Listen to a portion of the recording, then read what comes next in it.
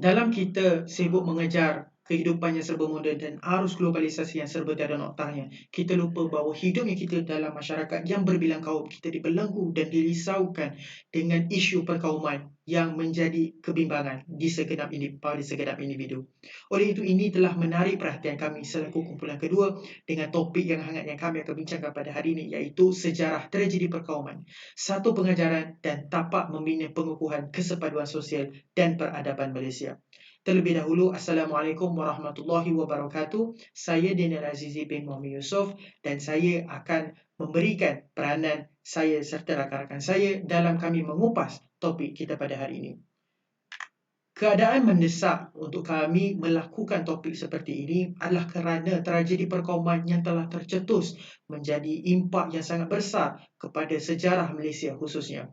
Kita akan lihat sedikit sebanyak poin-poin yang penting akan dibentangkan. Bermulalah daripada rakan saya, saudari Fatin Najwa, yang akan membentangkan konsep perkauman itu sendiri. Yang kedua akan dibentangkan oleh Haris Nur Syahmi, saudara Haris Nur Syahmi, yang akan merungkai analisa sejarah tragedi perkauman yang berlaku di negara kita. Seterusnya, saudari Izzatul Syahina akan membentangkan serba sedikit tentang kesan perkauman yang telah berlaku di negara kita. Dan juga akan disusuli oleh saudari Hadira Tahira yang akan mengupas dan akan membentangkan cara mengukuhkan perpaduan berbilang kaum, dan akan dirungkaikan oleh saudara Zul Izzuddin, di mana beliau akan membentangkan tentang kesimpulan dan cadangan yang akan kita perolehi daripada pelbagai pihak yang memainkan peranan. Tanpa melengahkan masa, saya serahkan kepada Fatin Najwa untuk poin yang pertama. Seterusnya, saya akan menerangkan tentang konsep perkauman. Menurut Kamus Dewan Bahasa dan Pustaka, perkataan kaum membawa maksud puak, bangsa, kabilah atau suku. Isu-isu perkauman pula boleh dikatakan sebagai isu-isu yang berkait tentang hubungan antara kaum dari pelbagai aspek. Ini termasuklah aspek agama, pendidikan, penulisan dan pertuturan bahasa. Di negara kita, isu perkauman dianggap sebagai isu yang sensitif. Kita tidak boleh menyentuh atau mengupas isu ini sesuka hati, terutamanya di khalayak ramai. Sebagai contoh, isu hak-hak istimewa orang Melayu dan penduduk Bumi Putra. Dari sudut agama pula, semua manusia berhak menjalani kehidupan sebagai seorang manusia yang normal, misalnya mencari rezeki yang halal, mendapatkan pendidikan yang baik, memperoleh didikan agama yang mencukupi serta beribadat kepada Allah Subhanahu Wa Taala. Perkara ini ada dijelaskan di dalam surah Al-Isra ayat ke-70 di mana menerangkan bahawa Allah telah memuliakan anak cucu Adam menyeluruh tanpa mengambil kira bangsa, kaum dan pangkat. Setiap manusia itu dinilai bukan daripada perbezaan yang kita ada, akan tetapi kita dinilai berdasarkan perlakuan kita di atas muka bumi ini. Firman Allah dalam surah Al-Hujurat ayat ke-13 yang bermaksud, "Wahai manusia, sesungguhnya kami telah menciptakan kamu dari lelaki dan perempuan dan kami telah menjadikan kamu pelbagai bangsa dan bersuku puak supaya kamu berkenal-kenalan. Sesungguhnya semulia-mulia kamu di sisi Allah ialah orang yang paling bertakwa di antara kamu. Sesungguhnya Allah Maha mengetahui lagi Maha mendalam pengetahuannya." Jika difahami isi kandungan ayat tersebut, Allah Subhanahu Wa Taala menciptakan setiap manusia dengan pelbagai bangsa adalah untuk kita saling mengenali antara satu sama lain. Kita tidak sepatutnya menghukum atau menindas kaum lain hanya kerana mereka berbeza fahaman daripada kita. Hanya Allah saja yang layak menilai setiap hamba-Nya kerana sesungguhnya Allah itu Maha mengetahui setiap yang berlaku. Perbincangan ini diteruskan dengan analisa sejarah tragedi perkauman. Tragedi perkauman yang sangat dekat dalam hati setiap warga negara Malaysia ialah peristiwa 13 Mei 1969. Ia merupakan perbalahan yang berlaku di antara kaum Melayu dan kaum Cina. Ia bermula apabila parti pembangkang memenangi pilihan raya pada tahun 1969. Pada 11 Mei 1969, setelah parti pembangkang memenangi pilihan raya, mereka menganjurkan perarakan untuk meraihkan kemenangan yang telah dijalankan di sekitar Bandaraya Kuala Lumpur. Segelintir peserta perarakan memulakan provokasi dan melemparkan kata-kata kesat. Pada 12 Mei 1969, perarakan diteruskan dan kaum Cina pada waktu itu bertindak di luar kawalan apabila berarak di kawasan kaum Melayu di Kampung Baru. Mereka melemparkan kata-kata kesat dan meludah dari atas lori ke arah orang Melayu yang berada di jalanan. Kaum Cina terus mengangkat penyapu sebagai simbol menyapu Melayu keluar dari tempat tersebut pada 13 Mei 1969, iaitu suatu tragedi berdarah telah berlaku. UMNO pada waktu itu telah bersepakat untuk mengadakan perarakan balas. Orang Melayu dari setapak telah dikepung oleh orang Cina semasa dalam perjalanan ke Kampung Baru untuk menyertai perarakan. Setelah diketahui, orang Melayu dari Kampung Baru bergerak untuk menyerang orang Cina sambil merosakkan harta benda dan membunuh orang Cina sepanjang perjalanan. Pada masa yang sama, sekumpulan orang Cina telah menyerang panggung Odeon di Jalan Tuanku Abdul Rahman di Kuala Lumpur. Mereka menyiarkan iklan berbahasa Cina untuk menyuruh orang Cina untuk keluar dari panggung dan membunuh orang Melayu yang ada di situ. Perintah berkurun 24 jam telah dilaksanakan dan FRU dan askar Melayu dikerahkan dan diberikan arahan perintah tembak bagi mereka yang ingkar. Berdasarkan peristiwa tersebut dapat disimpulkan bahawa kaum Melayu dan kaum Cina tidak menghormati sensitiviti kaum antara satu sama lain. Kaum Cina menyerang orang Melayu di panggung Odeon dan menyelamatkan orang Cina dengan iklan berbahasa Cina. Manakala orang Melayu telah membunuh orang Cina di sepanjang jalan tanpa sebab dan berjalanan untuk menyelamatkan orang Melayu yang ditahan di setapak. Kaum Melayu dan kaum Cina juga tidak mempunyai semangat kemasyarakatan yang kuat, menyebabkan mereka lebih rela berbunuhan daripada berbincang tanpa perlu ada pertumpahan darah. Tampuk pemerintahan pada waktu itu juga kurang peka dengan keadaan semasa. Perkara ini dapat dielakkan jika unit-unit khas seperti askar dan polis dikerahkan lebih awal semasa peserta perarakan gagal mematuhi syarat perarakan yang ditetapkan. Baiklah, kita teruskan lagi sesi pembentangan kita dengan isi yang ketiga, iaitu kesan perkauman. Kesan perkauman boleh dibahagi kepada 3 aspek, iaitu dari segi ekonomi, sosial dan juga politik. Dari aspek ekonomi, isu perkauman dalam negara akan menjadi punca kepada aktiviti ekonomi tidak berjalan dengan lancar dan juga mungkin berhenti serta-merta. Hal ini kerana wujudnya hubungan renggang dan juga konflik antara kaum dalam sesebuah masyarakat. Selain itu, semangat asabiah yang terlalu kuat juga membuatkan mereka cuma mahu berurusan sesama mereka sahaja.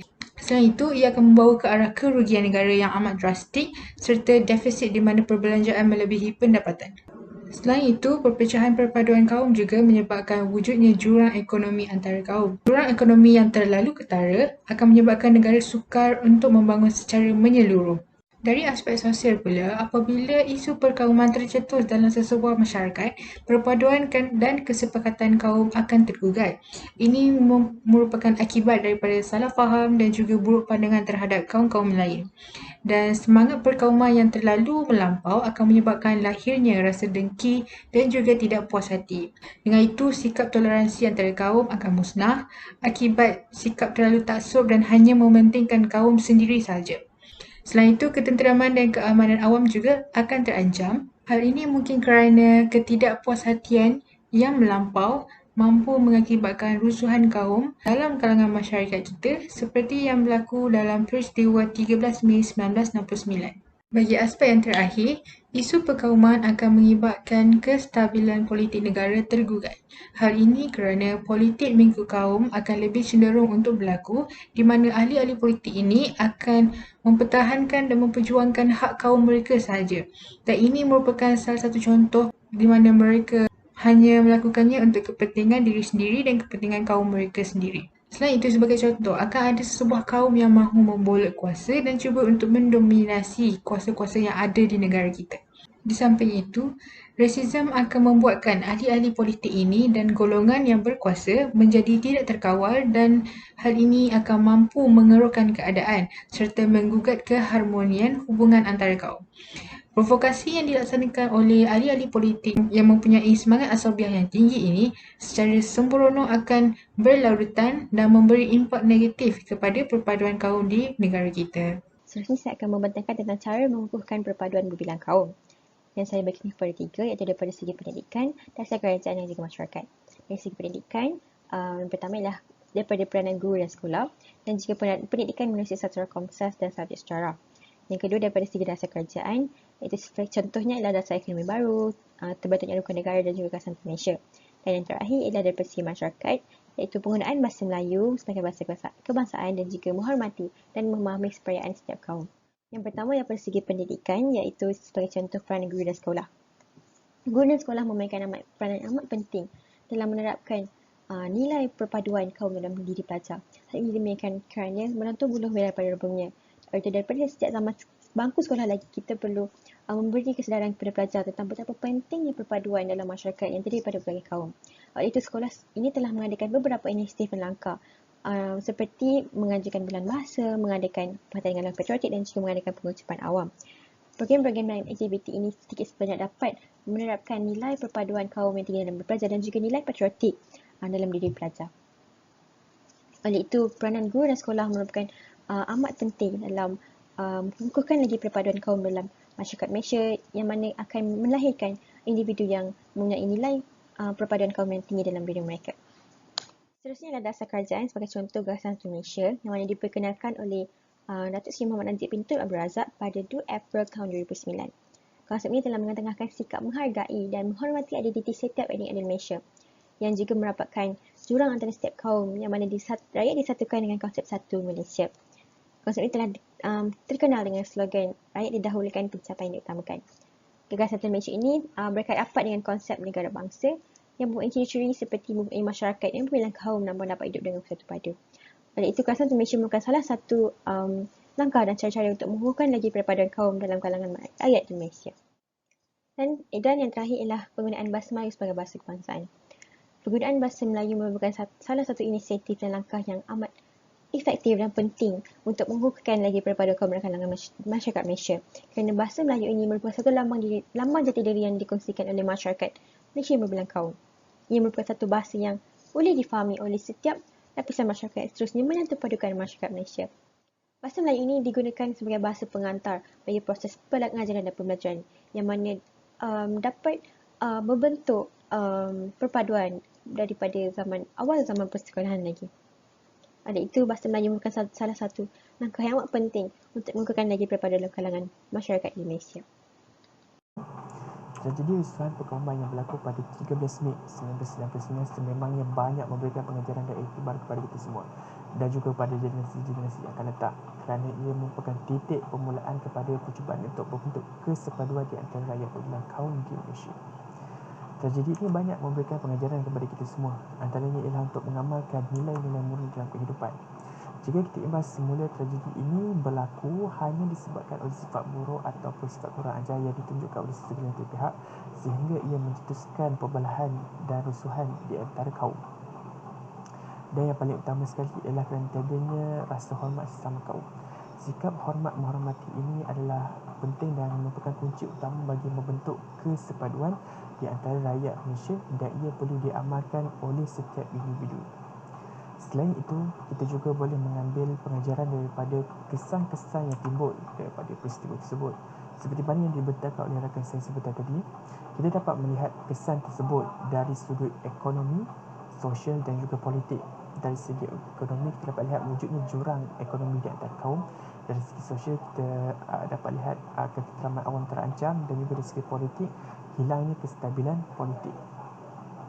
Jadi kita perlu mengambil iktibar tentang kesan-kesan yang terhasil daripada rusuhan ini kerana kesan-kesan ini sekiranya ianya berlanjutan, ia berupaya untuk menggugat keamanan dan juga kesejahteraan negara. Oleh itu, bagi memupuk dan mengukuhkan kesepaduan di kalangan rakyat Malaysia, penghayatan terhadap tragedi 13 Mei ini perlu diambil berat supaya kita dapat menjadikan ia sebagai satu pengajaran yang mampu untuk meningkatkan perpaduan di antara kaum. Mencapai kesepaduan adalah tanggungjawab bersama yang perlu dilaksanakan oleh setiap pihak di setiap peringkat, sama ada di peringkat atas ataupun peringkat bawah seperti kita rakyat biasa. Jadi saya akhiri pembentangan kami ini dengan memetik kata-kata dari Josh Satayana yang merupakan seorang ahli falsafah barat. Those who cannot remember the past are condemned to repeat it. Mereka yang tidak mengingati sejarah akan mengulangi. Sekian sahaja daripada kami. Terima